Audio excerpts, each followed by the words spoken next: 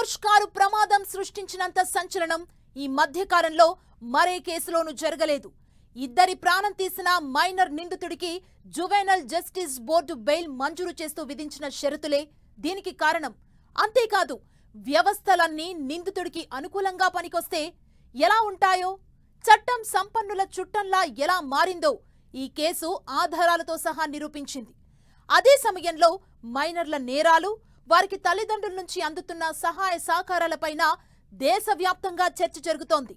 మరోవైపు ప్రమాదం జరిగిన రోజు తాను తాగిన మత్తులో ఉన్నానని మైనర్ నిందితుడు విచారణలో పోలీసుల ముందు అంగీకరించాడు.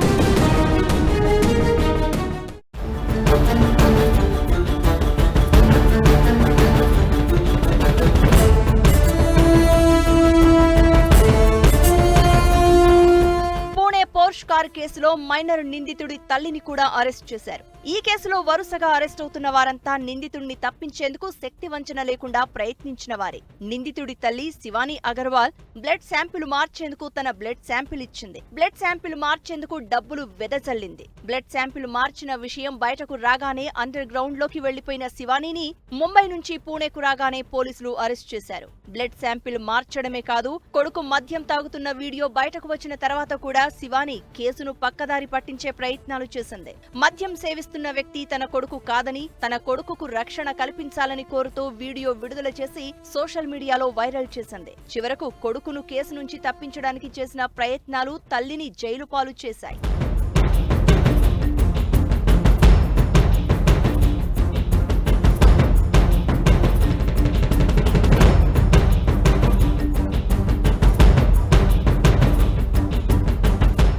ఈ కేసులో మొత్తం 11 మంది అరెస్ట్ అయ్యారు.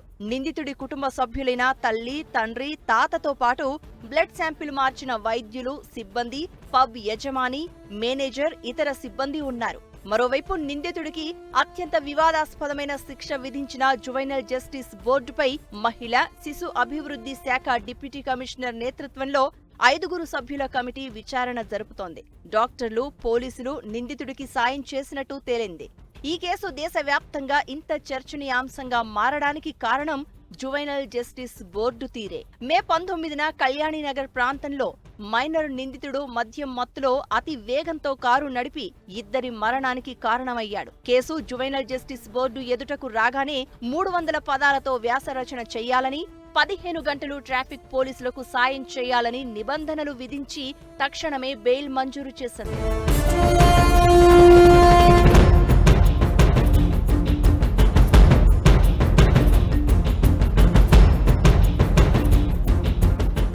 జువెనల్ జస్టిస్ బోర్డు మైనర్ నిందితుడికి బెయిల్ మంజూరు చేసిన తీరుపై దేశవ్యాప్తంగా తీవ్ర విమర్శలు రావడంతో పోలీసులు నిందితుడిని తిరిగి అదుపులోకి తీసుకున్నారు. జువెనల్ బోర్డు నిందితుడిని జువెనల్ హోంకు తరలించారు. మద్యం మత్తులో నిందితుడు అతి వేగంగా కారు నడుపుతూ ఢీకొట్టడం వల్లే ఇద్దరు టెకీలు మృతి చెందినట్టు పోలీసుల విచారణలో తేలింది. తర్వాత మైనర్ నిందితుడు మిత్రులతో కలిసి పబ్లో మందు తాగుతున్న దృశ్యాలు బయటకొచ్చాయి. ప్రమాదం సమయంలో నిందితుడు మద్యం తాగి ఉన్నట్లు మిత్రులు పోలీసుల విచారణలో అంగీకరించారు. అయితే ఈ కేసు పూర్తిగా తప్పుదోవ పట్టించేందుకు, నిందితుడు అసలు నేరమే చెయ్యనట్టుగా చిత్రీకరించేందుకు సంపన్నులైన తల్లిదండ్రులు డబ్బులు వెదజల్లారు. ఆ డబ్బుల ఆశతో సాసున్ ఆసుపత్రికి చెందిన డాక్టర్ అజయ్ తావ్రే, డాక్టర్ శ్రీహరి హార్నూర్ నిందితుడి రక్త నమూనాలు మార్చారు. వారిని పూణే క్రైమ్ బ్రాంచ్ పోలీసులు అరెస్ట్ చేశారు. కేసులో నిందితుడికి సహకరించిన 2 పోలీసు అధికారులపైన వేటు పడింది.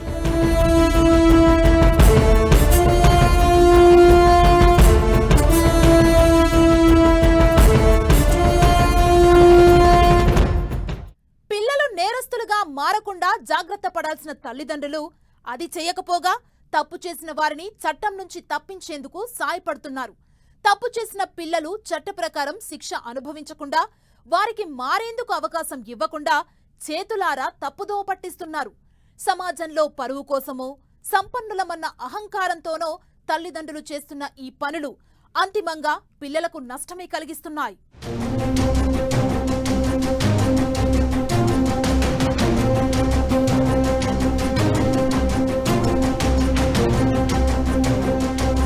పూణే పోర్ష్ కార్ కేసులో నిందితుడి తప్పు ఎంత ఉందో అతని కుటుంబ సభ్యుల తప్పు అంతకన్నా ఎక్కువ ఉంది. మైనర్ నిందితుడి ప్రవర్తనను, జీవన విధానాన్ని తల్లిదండ్రులు గమనించలేదు. అతను ఏం చేస్తున్నాడో, ఎక్కడికి వెళ్తున్నాడో పట్టించుకోలేదు. ఇది చాలదన్నట్టు మైనారిటీ తీరకుండానే ఖరీదైన కార్లలో షికారుకెళ్తున్న నిందితుణ్ణి ఆపే ప్రయత్నమూ చేయలేదు. ఫలితంగా ఇద్దరు అమాయకులు ప్రాణాలు కోల్పోయారు.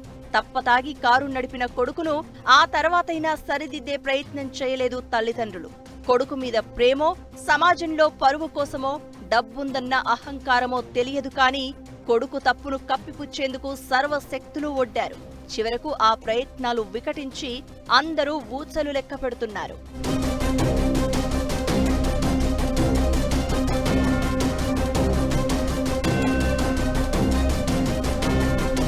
మైనర్ నిందితుడి తండ్రి పూణేలో రియల్ ఎస్టేట్ వ్యాపారి.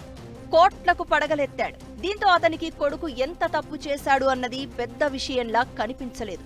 కొడుకును రక్షించుకోవడం ఒక్కటే ప్రాధాన్యతలా తోచింది. దీంతో కొడుకును తప్పించేందుకు తండ్రి పడరాని పాట్లు పడ్డాడు. డ్రైవర్ను కేసులో ఇరికించేందుకు నిందితుడి తండ్రి, తాత ప్రయత్నాలు చేశారు. తల్లి బ్లడ్ రిపోర్ట్ మార్చడానికి తన శాంపిల్ ఇవ్వడంతో పాటు తల్లి సెంటిమెంట్ను అస్త్రంగా చేసుకుని కొడుకును రక్షించేందుకు ప్రయత్నించింది. అన్ని అనుకూలంగా జరిగితే బైక్ పై వెళ్తున్న ఇద్దరు సాఫ్ట్వేర్ ఇంజనీర్ల ప్రాణాలు తీసిన నిందితుడు తల్లిదండ్రులు కోరుకున్నట్టుగా సురక్షితంగానే బయటపడేవాడు. మరో అమాయకుడు ఎవరో చెయ్యని నేరానికి జైలు శిక్ష అనుభవించేవాడు. మైనర్ నిందితుడు దర్జాగా మళ్లీ పోర్ష్ కారులో పూణే వీధుల్లో తిరుగుతూ మరికొందరి ప్రాణాలు తీసేవాడు. కానీ జువెనల్ జస్టిస్ బోర్డు విధించిన బెయిల్ నిబంధనలే గుట్టుచప్పుడు కాకుండా జరిగిపోయే వ్యవహారాన్ని అందరికీ తెలిసేలా చేశాయి. మైనర్ నిందితుడు పోర్ష్ కారు వేసుకుని పబ్కు వచ్చాడు. ఫ్రెండ్స్ తో కలిసి ఫుల్లుగా తాగాడు. మత్తులో అదే పోర్ష్ కారులో అతి వేగమిచ్చే థ్రిల్ను ఎంజాయ్ చేస్తూ కారు నడిపాడు. మైనర్ అయినప్పటికీ మద్యం మత్తులో కారు నడపకూడదన్న విషయం, అతి వేగంతో వెళ్లకూడదన్న విషయం అతనికి తెలుసు. కానీ ఎదుటివారి ప్రాణాలంటే లెక్కలేనితనం, మత్తు ఇచ్చే కిక్కు అతనితో నేరం చేయించాయి. మైనర్ బాలుడు కారు నడపకుండా, మద్యం తాగకుండా నివారించలేని తల్లిదండ్రులు కనీసం ప్రమాదం జరిగిన తర్వాతైనా కళ్లు తెరిస్తే బాగుండేది. తప్పు చేసిన కొడుకును చట్టానికి అప్పగిస్తే అందరికీ న్యాయం జరిగేది. కానీ వాళ్లు డబ్బిచ్చే అహంకారాన్ని నమ్ముకున్నారు. నోట్ల కట్టలు వెదజల్లితే ఏ పనైనా జరిగిపోతుందని భావించారు.